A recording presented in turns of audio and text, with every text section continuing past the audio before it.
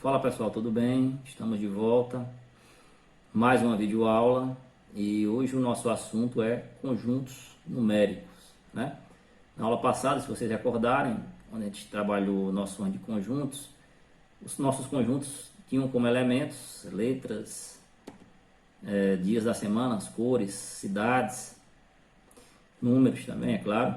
Mas a partir de agora, os conjuntos que nós estudaremos são conjuntos cujos elementos são números. Então eu trouxe aqui um diagrama para a gente entender como é que está a hierarquia aqui desses conjuntos, né? E esses são os conjuntos que nós iremos estudar nessa videoaula e nas próximas duas. Interessante você estudar conjuntos numéricos, porque você está estudando um pouco da evolução da sociedade.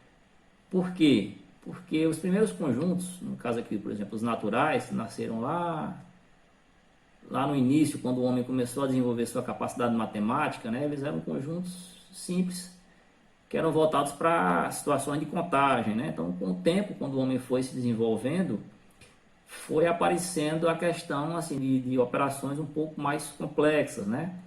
Operações que esse conjunto dos naturais não conseguia resolver. E aí o homem teve que evoluir os conjuntos, né? Então a gente está vendo aqui a evolução dos conjuntos. A gente vai estudar cada um deles separadamente, é claro. Okay? Então, primeiro, o conjunto dos naturais. Como eu falei para vocês, ele supria necessidades de contagem do ser humano, né? Ele é representado pela letra N e os seus elementos são esses: 0, 1, 2, 3, 4, 5, 6. Ele é um conjunto que ele é infinito, né? À direita, né? A parte que ele está crescendo. Naquele diagrama de Venn eu tenho aqui a representação dele com destaque aqui, né, em vermelho. Desse conjunto dos naturais, eu vou destacar alguns conjuntos, alguns subconjuntos que eu considero importantes aqui para vocês. Tá bom? O primeiro é o conjunto dos números naturais não nulos, que seria o conjunto dos naturais com exceção do zero, né? Para mim fazer referência a esse conjunto, eu uso o N com o asterisco aqui sobrescrito, aqui na parte da direita dele. Ok? Então, é todos os naturais sendo zero. Conjunto dos números naturais pares. Então, é o N e subscrito eu tenho aqui à direita um P, tá bom? Para representar o conjunto dos números naturais pares. Os elementos 0, 2, 4, 6, 8, 10, 12, é infinito, né? Tem esse 2n aqui, esse 2n é como se fosse uma expressão, né? Que ela dá origem a esses valores, tá bom? Então, para todo nzinho que pertence aos naturais, 2n sempre vai me retornar um número natural. Então, qualquer valor natural que você colocar, um número natural par, tá bom? Para completar aí. Então, qualquer valor natural que você colocar aqui, aonde tem nzinho, e calcular multiplicando por 2, você vai ter um número natural par. Por exemplo, 0 vezes 2 dá 0. 1 vezes 2 dá 2. 2 vezes 2 dá 4. Então, independente dele ser par ou ímpar, quando você colocar aqui e calcular, você vai ter obrigatoriamente um número par que vai fazer parte, tá bom? Que vai pertencer a esse conjunto dos números naturais pares. A gente tem também o conjunto dos números naturais ímpares, tá bom? A mesma lógica do anterior, só que agora eu tenho números ímpares, representado pela letra N, com o I subscrito, aqui à direita, tá bom? 1, 3, 5, 7, 9, aí vai ao infinito, né? Só que a expressão que dá origem a esses elementos é essa aqui, ó. Para todo nzinho que pertence aos naturais, quando eu substituo esses valores aqui no nzinho, eu calculo e eu tenho obrigatoriamente um número ímpar. Vamos testar? Por exemplo, aqui o 0, né, que é o primeiro número natural. 0 vezes 2 dá 0. 0 mais 1 dá 1. 1 vezes 2 dá 2. Mais 1, 3. O 2 vezes 2, 4. Mais 1, 5. Tá bom? Então, qualquer valor natural, seja ele par ou seja ele ímpar, que você substituir aqui no nzinho, quando você calcular, você vai ter um número natural ímpar que está que faz parte desse conjunto, que pertence a esse conjunto aqui dos números naturais ímpares. Legal, pessoal? Então, o próximo conjunto, o conjunto dos números primos, tá bom? Representa por esse P aqui, tá bom? Que é um número primo, né? Vamos lembrar lá do ensino fundamental. Um número primo é um número que só se divide por ele mesmo, ok? E por 1. Eu falo de divisão números primos. Interessante, um destaque aqui para o 2, né? Porque ele é o único número que é primo e par ao mesmo tempo. Todos os outros números primos, eles são ímpares, ok? Ele também é um conjunto infinito, certo? Bom, então esse é o conjunto dos números primos. Concluindo aqui a parte de conjunto dos números naturais, a gente tem que N é fechado em relação à adição e à multiplicação. Que é isso, professor? Quer dizer que se você pegar dois valores que são naturais e somar, obrigatoriamente você vai ter um número natural como resultado. Se você pegar dois números naturais e multiplicar, obrigatoriamente você vai ter um número natural como resultado. Tá bom? A expressão é essa. Para todo M pertencente aos naturais e todo N pertencente aos naturais, ou seja, são valores que são naturais. Se eu somar esses dois caras, está dentro de N, tá bom? Pertence a N. Se eu multiplicar esses dois caras, também pertence a N. Tá bom? Então essa propriedade, essa característica, ela só se verifica na adição e na multiplicação. Tá bom? Se você pegar, por exemplo, a subtração, já não dá certo. Vamos supor que dois valores, 1 e 3, né? São dois valores que são naturais, 1 e 3. Se eu fizer 1 menos 3, eu tenho o resultado, obviamente, valor menos 2. Só que esse menos 2, ele não faz parte dos naturais, tá bom? Então, eis aí um dos problemas que com certeza forçaram ao ser humano a inventar o conjunto dos números inteiros, né? A questão da ideia do negativo, né? Da dívida. Ok? A gente vai já falar daqui a pouco, tá bom? A gente vai logo ver um exercício resolvido. Bom, então eu tenho aqui, determine A interseção B, tá bom? Eu quero um conjunto A interseção B.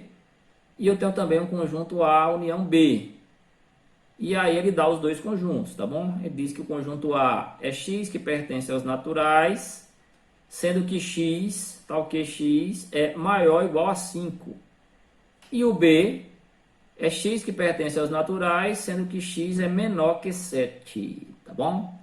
Legal vocês tentarem fazer aí e depois verem se acertaram. Pausa o vídeo, tenta e depois volta para ver se acertaram. Ok? Tentaram? Então vamos lá. Eu tenho aqui o conjunto A, conjunto B. O primeiro passo para fazer o cálculo com mais segurança, digamos assim, é eu reescrever esses conjuntos enumerando os seus elementos, igual a gente viu lá na nossa primeira aula. Então, o conjunto A, eu sei que são elementos que pertencem a N e elementos que são maiores ou iguais a 5. Então, eu tenho que atender essas duas condições, C pertencente a N e C maior ou igual a 5. Então, são esses, ó, 5, 6, 7, 8, e aí ele vai até o infinito. Já o conjunto B, eu tenho que ter elementos que pertencem a N, tá bom? X que pertence a N, e ao mesmo tempo esses elementos, esses valores de X, eles são menores que 7. Então, ao mesmo tempo, são pertencentes a N e menores que 7. Então, eu tenho 0, 1, 2, 3, 4, 5, 6. Para fazer a interseção, pessoal, eu vou identificar elementos que são comuns aos dois conjuntos, né? Tenho que lembrar que para fazer parte de um conjunto interseção, eu tenho que englobar, tá bom? Eu tenho que procurar valores que pertencem aos dois conjuntos ao mesmo tempo. Então, no caso aqui, eu tenho 5 e tenho também o 6. Ok? Então, a interseção de A e B, 5 e 6. Já a união desses dois conjuntos, eu vou unir todos os elementos, tá bom? Tanto de A como de B, na ordem.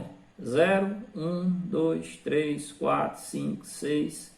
5, 6 eu já tenho aí 7, 8, 9, 10, 11 e aí vai até o infinito. Ou seja, a união desses dois conjuntos, na realidade, ele me retorna ao conjunto dos naturais. Tá bom? Então eu posso representar assim sem problema, porque esse nzinho representa os naturais. Então vamos lá agora, conjunto dos números inteiros. Conjunto dos números inteiros. Como a gente viu agora há pouco, né? Já a subtração já me deu problema nos naturais. Então o ser humano tinha que inventar um conjunto que contemplasse esses números negativos. E esse conjunto foi o conjunto dos números inteiros. Tá bom? Ele é representado pela essa letra Z. Ele tem todos os naturais. Eu tenho aqui todos os naturais e foram acrescentados os números negativos. Bom, no diagrama de Venn está aqui, ó, expressado os naturais, que são, no caso aqui, tem até um diagrama melhor, está aqui, ó, os naturais 0, 1, 2, 3, 4, 5, infinito, e eu tenho os negativos aqui por fora, tá bom? Então, juntando tudo isso, eu tenho os inteiros, ok, pessoal? Alguns subconjuntos que são importantes dos inteiros.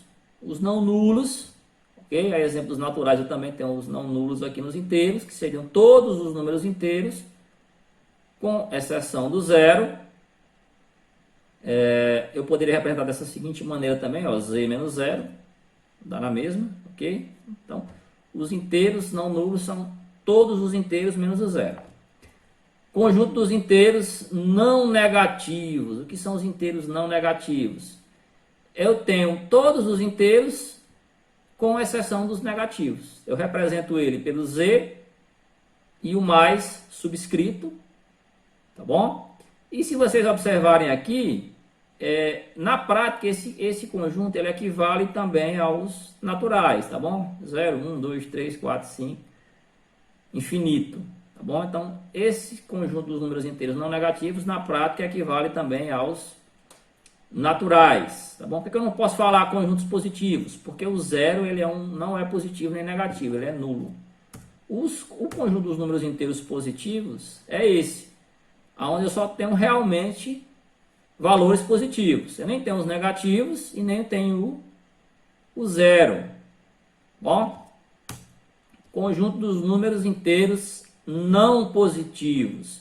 Os não positivos eu vou ter o zero, que é nulo, e vou ter também os negativos. Observe que ele é apenas infinito para a esquerda, que é para onde os valores estão diminuindo. Legal?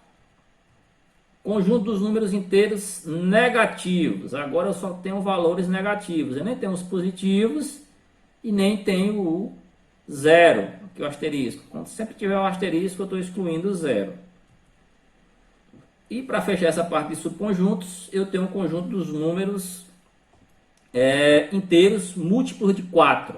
Tá bom? Então eu tenho aqui, ele é representado por esse M4, bom? E eu tenho números apenas que são múltiplos de 4, né?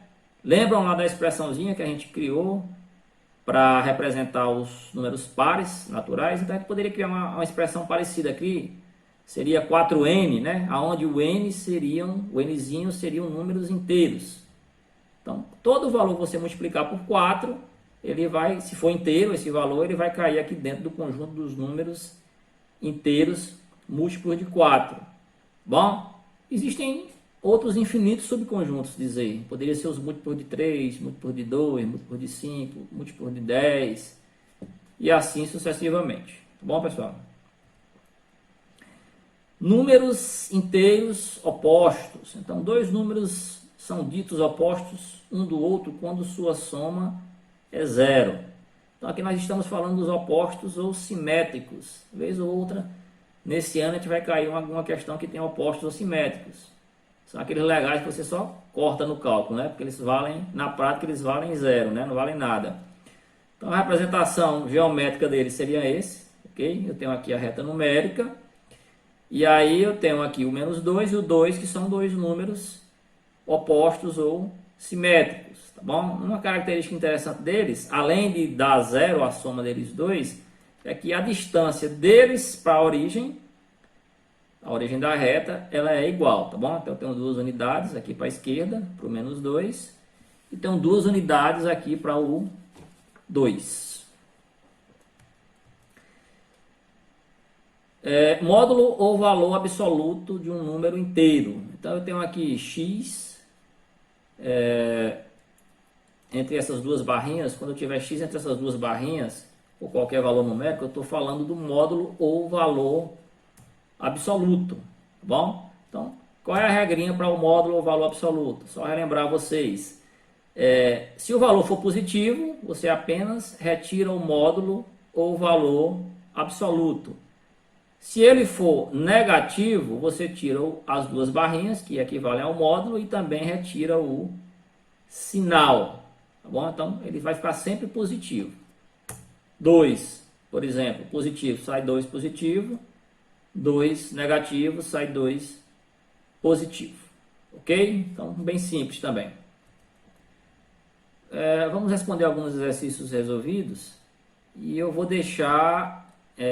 vou pedir, aliás, para vocês pausarem o vídeo e tentarem responder cada uma das questões, para depois conferirem se estão acertando ou não com o que eu vou fazendo aqui. Ok? Então, vamos lá. Então, aqui na letra A, eu quero calcular, tem uma expressão matemática, onde eu tenho uma multiplicação e tenho também uma subtração. Às vezes, o aluno, por impulso, ele tende a responder inicialmente a primeira parte do cálculo. Só que ele tem que considerar que existem algumas operações que têm precedência sobre as outras. Por exemplo, multiplicação e divisão você sempre faz primeiro do que as somas e as subtrações. Então, é o caso aqui, eu tenho a multiplicação, tenho a subtração, eu vou fazer primeiro a multiplicação. Então, esse menos 5 eu conservo e o menos 3 eu multiplico pelo menos 2, tá bom? Então, 3 vezes 2, 6, e o jogo de sinais aqui, como é multiplicação, sinais iguais dá mais. Ok? Então, vai ficar menos 5, que eu conservei, mais o 6. Menos 5 mais 6 no caso aqui eu tenho uma soma, mas na prática vai se transformar na subtração. Por quê? Eu tenho um valor positivo e um valor negativo. Então, eu gosto muito de utilizar aquela definiçãozinha de crédito e débito. Então, meu 6, que é positivo, equivale a um crédito. Só que apareceu um débito de 5, né? Então, 6 menos 5... sobrou um crédito de 1 para mim aqui, ok? Letra B, vamos lá, eu tenho 2 módulos, que eu estou somando esses 2 módulos. Então, inicialmente eu respondo o que está dentro do módulo, e depois é que eu vou fazer a soma. Bom, então vamos lá. No primeiro módulo eu tenho 7 menos 4, normal aqui, 7 menos 4, 3. E no segundo módulo foi ao contrário, né? 4 menos 7, é a questão do crédito e do débito. Então, eu tenho 4 de crédito, mas estou devendo 7. Então, quando eu abater esses 4 do 7, ainda vai ficar um débito de 3. Tá bom? Então, vai ficar menos 3. Então, 3 no primeiro módulo e menos 3 no segundo módulo. O que eu faço? Retiro o módulo agora, né? Então, positivo fica positivo, negativo fica positivo. Tá bom? Então, tiro o sinal do menos. Então, 3 mais 3, 6. Próximo, eu tenho aqui agora menos 8 mais 3 vezes, abre colchete, 2 menos, abre parêntese, menos 1, fecha parênteses, fecha colchetes. Então eu tenho aqui uma expressãozinha que você tem que ter muito cuidado na questão da precedência dos cálculos. Então, primeira coisa, responder aqui, tentar eliminar esse parêntese e esse colchete. Só assim que eu posso multiplicar e depois eu posso somar com o menos 8 aqui, ok? Então, ó, primeiro passo, eliminar esse parêntese. Para eliminar esse parêntese, jogo de sinais. O jogo de sinais para eliminação de parêntese é o mesmo da multiplicação. Sinais iguais dá mais. Então, ó, aqui esse menos 1 com esse outro menos se transformou em mais 1. Posso multiplicar? Só se fosse a distributiva, mas é mais prático para mim somar os dois valores. Então, vai ficar menos 8 mais 3 vezes 3, que é o resultado de 2 mais 1. Multiplico agora, né? O menos 8 vai ficar só para o final. Então, menos 8 mais 9. Tá bom? E agora que eu vou fazer o trabalho aqui da soma com o menos 8, né? Vamos lá para a lógicazinha do crédito e do débito. Então, eu tenho 9 de crédito, mas apareceu um débito de 8, né? Então, 9 menos 8, fiquei com 1 de crédito, 1 positivo. Tá bom? Então, vamos lá para a terceira e última questão. No caso aqui, eu tenho uma interseção de dois subconjuntos de N. Tá bom? Eu peço que vocês pausem o vídeo e tentem fazer aí, para ver se vocês conseguem. Depois vocês verificam se erraram ou acertaram. Ok? Vamos lá. Então, eu quero calcular a interseção de dois subconjuntos de N, né? O conjunto dos números naturais pares e o conjunto dos números naturais ímpares. Vamos reescrever eles aqui, enumerando os seus elementos. E aí, entre pares e ímpares, eu tenho que procurar números que são comuns aos dois conjuntos, né? Interseção é isso, números que são comuns aos dois conjuntos. No caso, eu não vou ter, pessoal, porque não vai ter número ímpar, é claro, dentro dos pares, e nenhum par dentro dos ímpares. Então, esse é um conjunto que é vazio, né? Se não tem nenhum número que é comum aos dois, é um conjunto vazio. Quero fazer a união dos conjuntos dos números pares e dos números ímpares. Bom, então, os mesmos conjuntos, só que agora é união. O que é que vocês dizem aí? Caso aqui, se eu unir os dois conjuntos, vai ficar, juntando tudo, 0, 1, 2, 3, 4, 5, 6, 7, 8, 9, 10, ou seja, vai até o infinito. Então, na prática, a união desses dois conjuntos me retorna ao próprio conjunto dos números naturais. Certo? E para encerrar, vamos aqui para o conjunto dos números inteiros não negativos, tá bom? Esse primeiro, menos, uma operaçãozinha de diferença, do conjunto dos números inteiros positivos, ok? Quando não tem o zero e tem só os positivos. Reescrevendo eles, tá aqui, e eu tenho que fazer a diferença entre eles, tá bom? Então, a diferença entre esses dois conjuntos vai ser eu identificar valores que se repetem nos dois conjuntos, tá bom? Valores que são comuns aos dois conjuntos.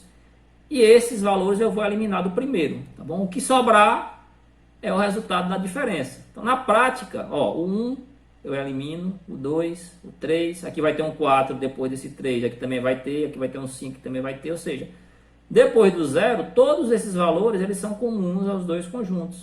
Eu vou eliminar, já que eu quero fazer a subtração. Então, vai sobrar o zero apenas, ou seja, um conjunto unitário com elemento zero. Tá bom, pessoal? Então, a gente já estourou o nosso tempo para hoje. Espero que vocês tenham gostado dessa nossa videoaula. Tá bom? Na próxima aula a gente vai abordar o conjunto dos números racionais. Tentem praticar em casa. Tá bom? E a gente se vê na próxima aula. Até mais!